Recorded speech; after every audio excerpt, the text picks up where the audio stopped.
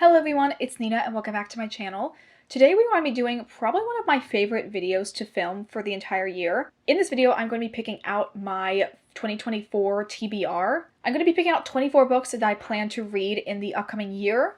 There's a lot of books, obviously, that we have to talk about today, so I'm not going to make this intro any longer than it already is. So with that intro out of the way, let's get into the video. Starting off, I did divide the books into different genre categories. And I also marked off if I own the books or if I can get the books as audiobooks from my library, because having an audiobook option is definitely one of the best ways to ensure that I will actually read the book. So I'm going to start off with the adult fantasy category. And the first one I have here is Jonathan Strange and Mr. Norrell by Susanna Clarke. This book I obviously own a physical copy of, and I can also get the audiobook from my library. I had previously read Susanna Clarke's much shorter book, Pure Nessie, in 2022, and was pleasantly surprised by how much I liked it. I know this book is very well loved and is kind of like Susanna Clarke's magnum opus. I also think there was like a British limited series that came out that was based on this book. Overall, this novel is a pastiche of the early 19th century English novel, so it's basically written like it's a classic book. And I know it follows two dueling magicians as in people that use magic, set in early 19th century England. This book is probably one of the longest ones on my TBR. I think it's around 850 pages, so definitely a little bit out of my comfort zone in terms of length.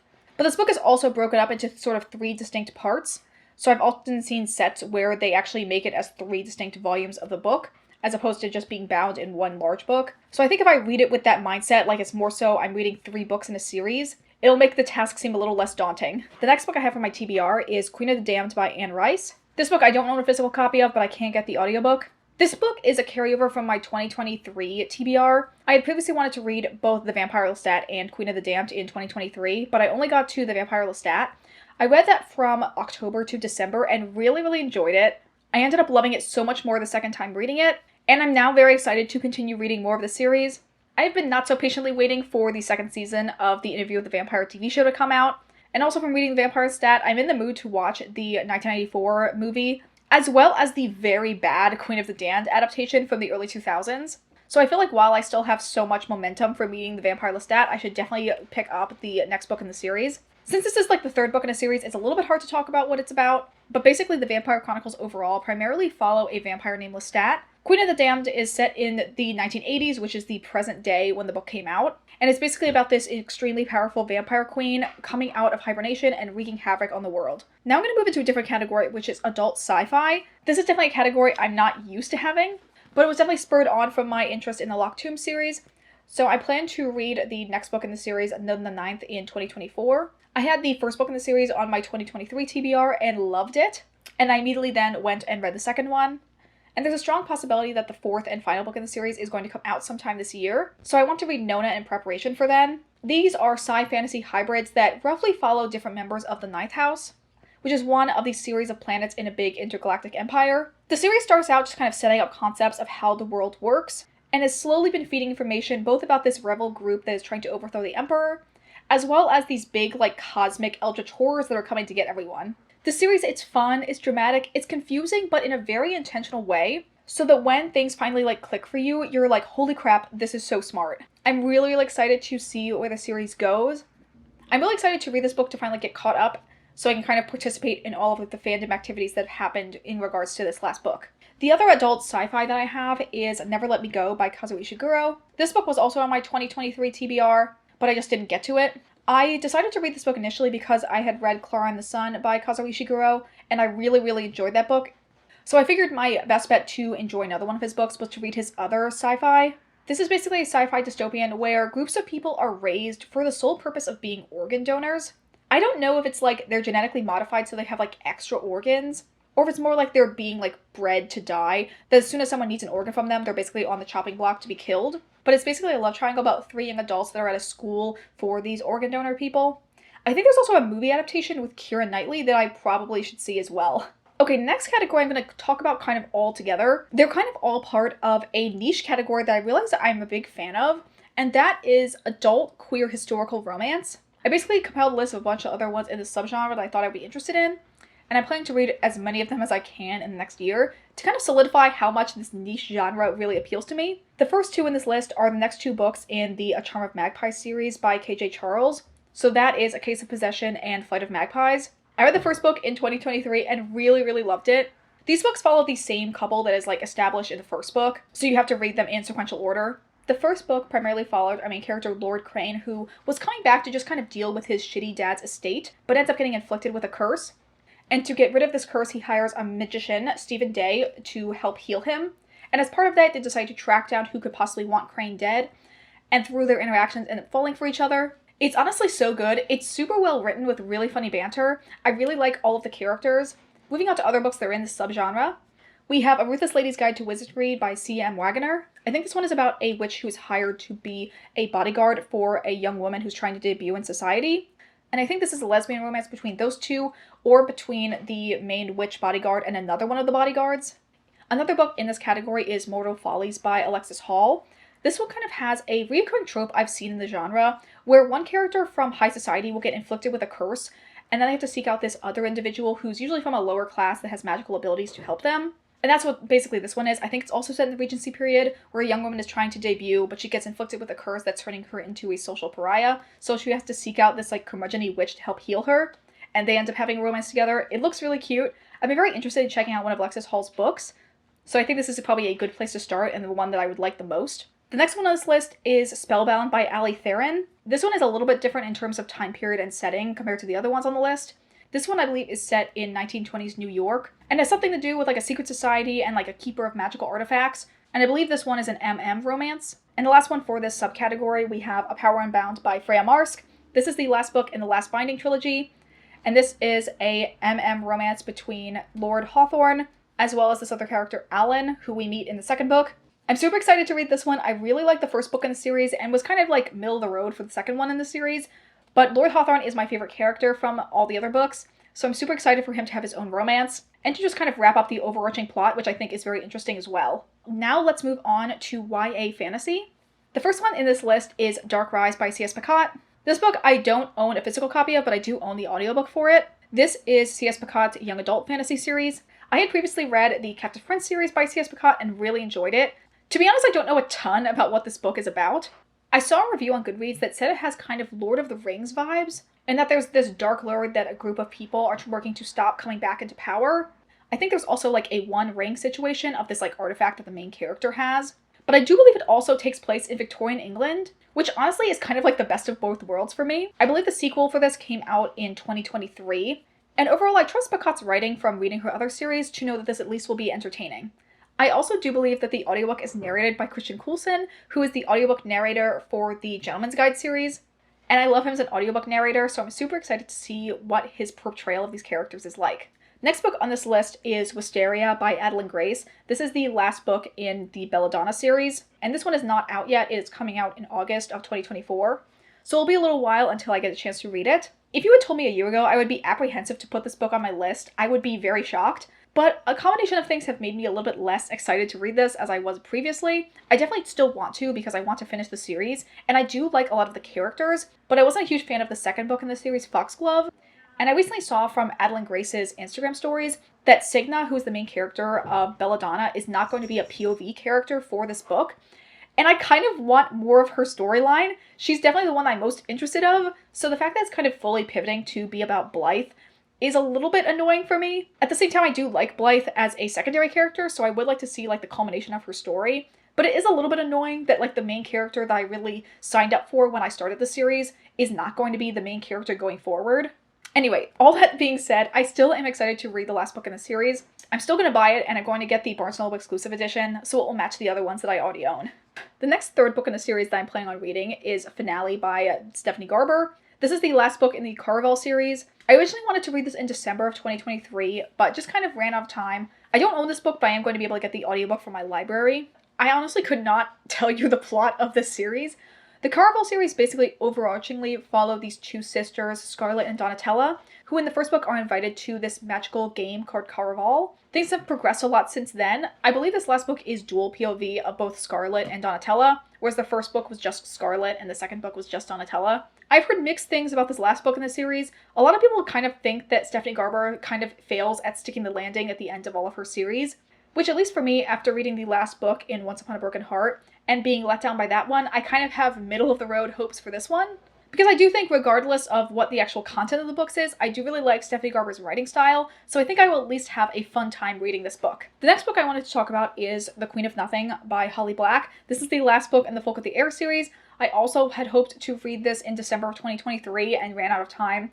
And this is another book that I can get the audiobook for, so I definitely want to read it soon. This series overall follows our main character, Jude, who is a human living in the Fae world. Originally, she was very ruthlessly bullied by Prince Cardan, who is the cruel prince in the first book in the series. But over the course of the series, she's struck bargains with him, and they've kind of been working side by side in protecting their kingdom.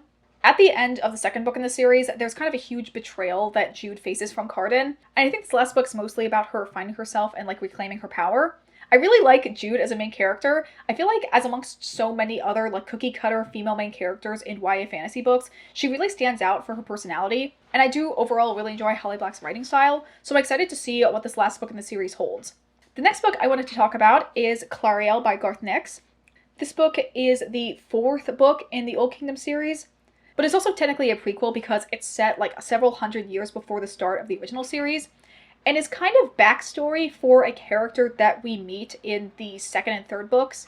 I don't want to say who that character is because I think it is kind of a spoiler that I already know just from being in the fandom for so long. And also from the fact that this book I think is about to be 10 years old. I don't think I can get the audiobook for this, but at the same time, since I own a physical copy, I'll be happy to read it this way. Okay, we only have 2 more books left in the YA fantasy category.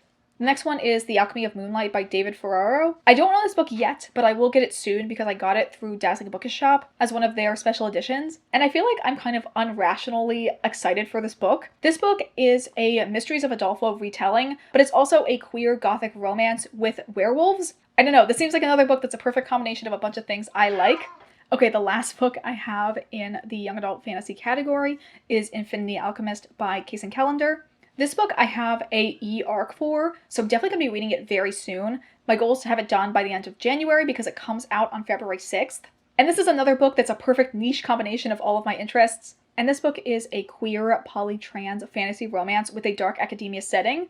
Again, just a perfect combination of a bunch of my interests. I previously read a young adult contemporary from Kaysen Callender, and I'm excited to see what their writing style is like in a fantasy setting. Okay, the next category is what I was calling the gays section, which is both a mix of like queer contemporary books as well as some classics. And the first one of those is Self-Made Boys by Anne-Marie Miclemore. This is one of the like remixed classics retellings, and this one is a Great Gatsby retelling where both Gatsby and Nick are trans, and I think also have a romance with each other. Again, perfect combination of all of my niche interests. I've had this book for a while, and I think I finally found out that I could get the audiobook through my library, so I'm really excited to finally check this out. The next one on this list is Simon vs. the Homo Sapiens Agenda by Becky Albertalli. This book is another one I can get as an audiobook through my library. After reading 2 other Becky Albertalli books, I was really surprised that I have not read her most famous one. This is the book that the Love, Simon movie is based on. I think it follows a closeted gay boy who confesses he's gay anonymously online, but then finds out that someone else in his school is also gay, and he kind of starts forming an online relationship with this person, not knowing who they actually are in his high school. It's one of the most popular queer coming-of-age novels, and I think when I saw the original trailer for Love, Simon, I was like, this looks boring. But now that I know how much I like Becky Albertalli's writing style, I think this book will probably be good. And maybe if I enjoy the book, I will give the movie another shot, as opposed to just writing it off from one trailer. The last book in this category is Morris by E.M. Forster. I actually don't know if it's Maurice or Morris. I think in the movie adaptation they say Morris, but I keep wanting to say Maurice. I need to get this somehow. Unfortunately, since this book I don't think was published until 1975 or sometime around then, it's not considered public domain like the rest of Forster's works, but I'm sure I can get a book somehow through my library. I feel like for me, if I'm going to read a classic, it's going to be a gay one. I previously read A Room with a View by E.M. Forster, and I had a mixed experience reading that one. However, I'm willing to give him another shot, and I really want to see the movie adaptation of this one that came out in the 1990s, I think. And I think I would be ideal if I read the original source material before I watched that adaptation.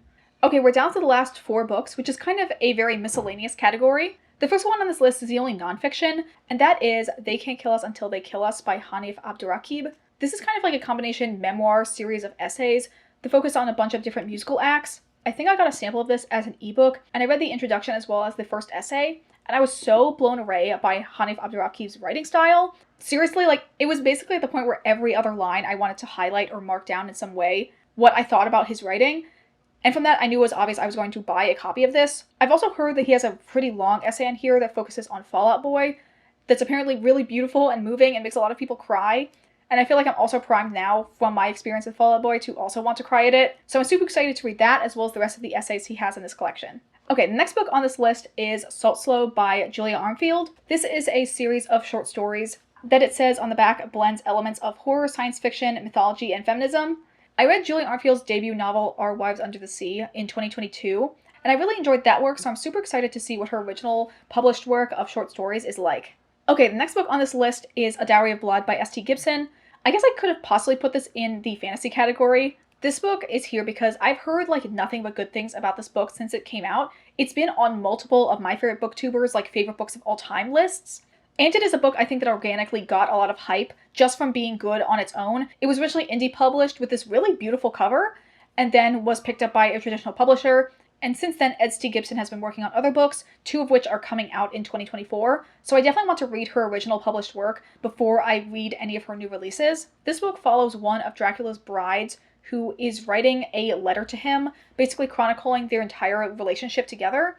I think it's highlighting a lot of the abuse that she suffered at the hands of Dracula, but also kind of like the solace and connection that she developed with the other wives of Dracula. So it's a little bit of like a lesbian poly element in there as well. I'm just really excited to finally check this out and see what all the hype is about. Okay, and the last book, the 24th book that I want to read in 2024, is The Ballad of Songbirds and Snakes by Suzanne Collins. This kind of feels like a no-brainer. I loved the movie adaptation of this so much. I had seen all of the other Hunger Games movies and then finally read the original source material for them and really enjoyed it. And since I loved the movie of this, it seems like a no-brainer that I was going to read the original source material. So yes, very excited to read this last book in the series. And that is a full list of the 24 books I want to read in 2024. I'd love to know what books you're really hoping to get to in the next year. I'll definitely do a periodic update probably at the halfway point of the year to see how many of these books I've read. And there's definitely quite a few of these books I want to do dedicated reading vlogs for, so be on the lookout for those videos in the near future. But that's going to be it for this video. Thank you guys so much for watching. If you enjoyed this video, consider liking, commenting, or subscribing if you aren't already. Consider also following me on the Storygraph if you'd like to see my reading updates in real time. And that's going to be it for me. As always, I hope you all have a wonderful day, and I will see you all in the next video. Bye! You're mine. I've stolen you. He's right here. He's right here. He's in here. He's yelling. He's kind of yelling. Sweetie. Do you want mama? He was howling at me. Do you want mama? Take him. Give him a pet. I pet him on camera. And he still was yelling. I love Poor you. baby. I love you. Okay, take him away. Take my son.